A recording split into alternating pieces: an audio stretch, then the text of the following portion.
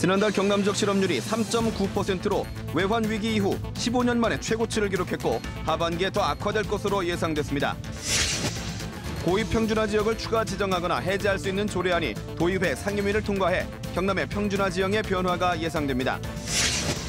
경찰이 교통사고를 줄이기 위해 경남 도내 도로의 제한 속도를 낮추고 법규 위반에 대한 단속도 강화합니다. 경남 곳곳의 문화 자원이 이야기로 만들어지면서 지역 홍보와 예술계는 활기를 불어넣는 성과를 내고 있습니다. 안녕하십니까. 이어서 경남 소식입니다. 지난달 경남 지역 실업자 수가 외환 위기 이후 최대 규모를 기록했습니다. 조선업 구조조정의 여파가 영향을 준 것으로 하반기에도 이 같은 실업률이 이어질 것으로 예상됩니다. 보도에 손은혁 기자입니다. 실업급여 신청자를 상대로 한 고용노동부의 교육시간. 40여 명의 사람들이 강의실을 채우고 있습니다. 조선소 실직자도 부쩍 늘고 있습니다. 물건이 없어서 그러려고 해야지. 안 그러면 계속 일할 수 없는데 일 자체가 없습니다.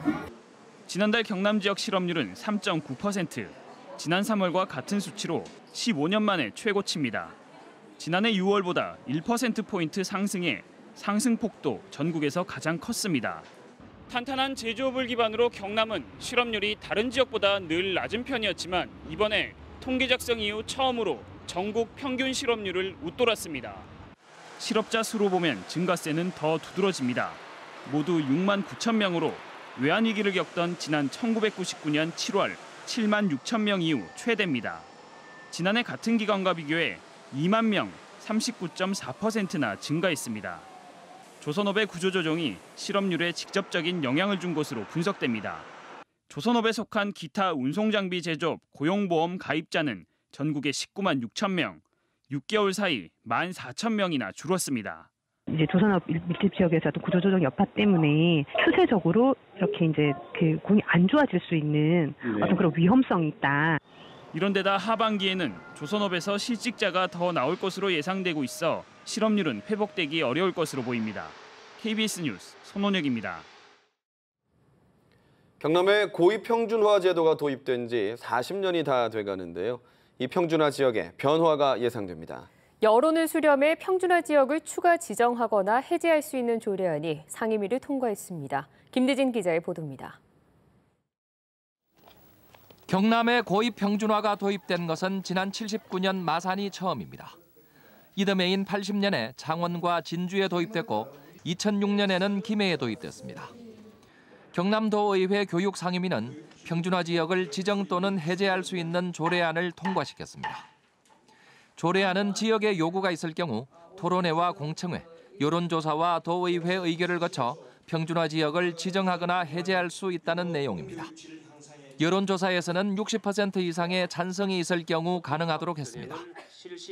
기존의 평준화 지역 지정은 교육감의 권한이었지만 2011년 초중등 교육법이 개정되면서 광역단체별로 조례를 만들도록 한 데 따른 것입니다. 조례가 확정되면 경남에서는 거제와 양산, 김해 장유 지역 등에서 평준화 지정 논의가 활발해질 것으로 보입니다. 이번 조례는 비평준화 지역의 경우 학교별로 서열이 매겨지고 학생들에게 상대적 박탈감을 주는 비교육적 측면을 해소해야 한다는 취지로 발의됐습니다. 우리 사회를 나중에 책임질 이 아이들 저 어린 나이에서부터 벌써 차별을 줘가지고 기회 자체도 박탈한다는 건 이건 우리 교육을 하는 입안자들이 이건 할 자리는 아닌 것 같고. 이제는 대입 전형에서도 단순 성적만이 아닌 학생부 종합 전형 등 다양성이 확대되고 있는 만큼 평준화 도입 요구는 확대될 것으로 보입니다. KBS 뉴스 김대진입니다. 경남에서만 매년 교통사고로 400명이 숨지고 2만여 명이 다치고 있습니다. 이러한 교통사고를 줄이기 위해 경찰이 도로 제한 속도를 낮추고 법규 위반 단속을 강화하기로 했습니다. 보도에 김준원 기자입니다. 한낮 창원의 한 도로. 6.8km 전체 구간에서 제한 속도는 시속 60km입니다. 하지만 많은 차량이 제한 속도를 넘겨 질주하고 심지어 제한 속도를 20km 가까이 넘긴 자동차도 보입니다. 최근 4년 동안 이 도로에서만 6명이 교통사고로 숨질 정도로 교통사고 위험이 높습니다. 차가 정규 속도를 지키지 않고 너무 쌩쌩 달리니까 너무 위협을 느끼고 다녀요. 경찰이 과속으로 사고 가능성이 큰 도로에 제한 속도를 낮추기로 했습니다. 교통사고가 잦은 창원 무왕로와 국도 25호선 진산대로 등 경남의 220개 구간의 제한 속도가 10에서 30km 정도 낮아집니다. 70km에서 50km로 낮춰져도 교통량에는 큰 영향이 없다는 연구 결과가 있습니다. 차량 소통도 중요하지만은 보행자 안전이 더 중요합니다. 그래서 보행자 우선의 정책으로 또 교통법규 위반 단속도 이어갑니다. 경찰이 지난 상반기에만 교통법규 위반 23만 건을 단속해 지난해 같은 기간보다 48% 늘었습니다. 경찰은 상반기 교통사고가 최근 3년 평균보다 6.4% 줄고 사망자도 15.9% 감소하는 등 단속으로 인한 가시적인 성과가 나타난 것으로 보고 있습니다. 경찰은 또 속도를 낮춰 사고 위험을 줄이는 회전교차로를 추가로 설치하고 노약자 등을 대상으로 교통안전교육도 펼치기로 했습니다. KBS 뉴스 김준원입니다. 드라마나 영화가 인기를 얻으면서 작품 속 장소가 유명 관광지가 되는 일이 있습니다. 경남에서도 지역마다 있는 이야깃거리와 다양한 풍경이 예술 작품에 반영되면서 새로운 관광 자원으로 주목받고 있습니다. 정유진 기자입니다.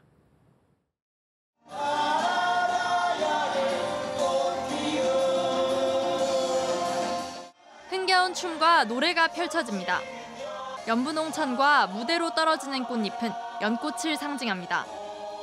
700년 만에 싹을 틔운 아라홍련과 가야를 소재로 한 뮤지컬 아라홍련입니다. 그냥 꽃 정도로 생각하고 있었는데 그 안에 담긴 역사 이런 게 있다는 게 좀 더 새롭게 느껴지고 하만을 알리고 하만의 관광 상품이 될 수 있는 게 없을까. 우리 하만도 홍보가 되고 또 극단도 같이 상생할 수 있는. 전국적 인기를 얻은 연극을 영화로 만들고 있는 현장. 대본 곳곳에서 바람의 언덕과 신선대 같은 거제 유명 관광지가 눈에 띕니다. 작품 배경 자체가 거제 이야기고 거제만이 가지고 있는 아름다운 경치가 있는 곳에 가서 또 촬영을 많이 하거든요. 전국적으로 이름난 통영연극제에는 통영이 낳은 대표적 시인인 유치환의 사랑 이야기가 무대에 오릅니다. 경남의 다양한 자원들이 뮤지컬이나 영화 속에서 활용되며 전국으로 소개되는 겁니다. 경남의 문화자산이 예술 작품에 녹아들면서 경남을 알리는 홍보 자원으로 변모하고 있습니다. KBS 뉴스 정유진입니다.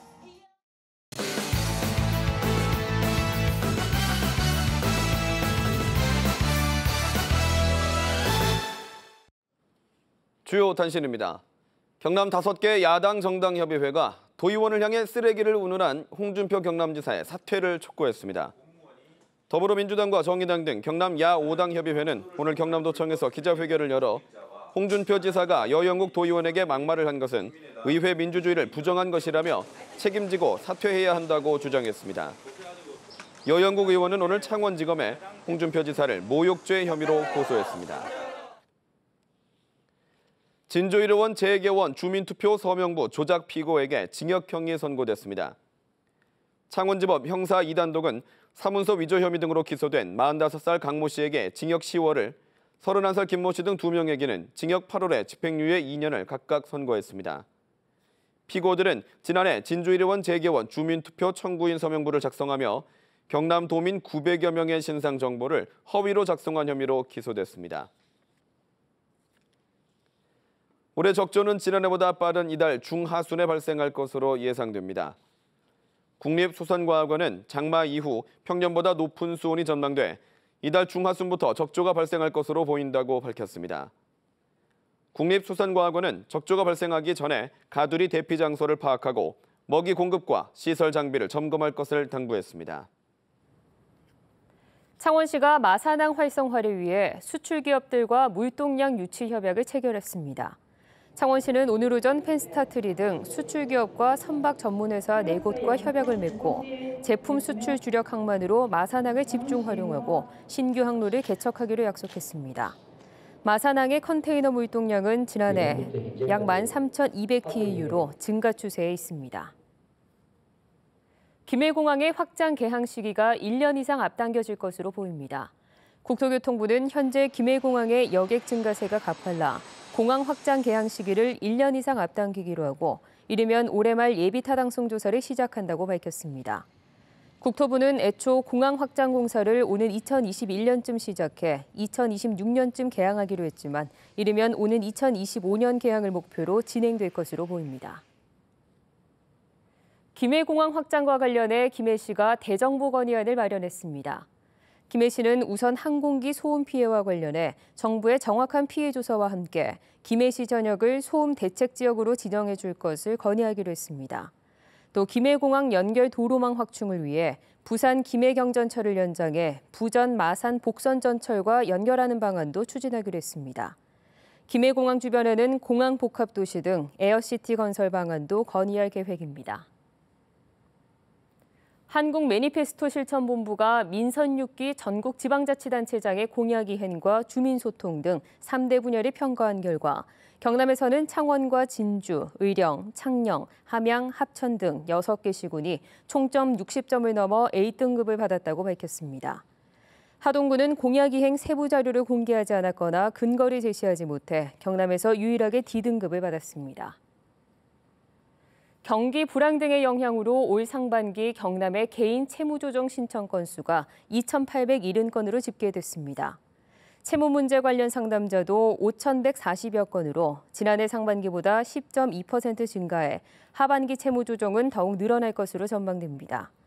청년과 대학생의 햇살론 신청자도 올 상반기 644명으로 지난해 같은 기간에 비해 46.9% 증가했습니다. 경남 소식이었습니다.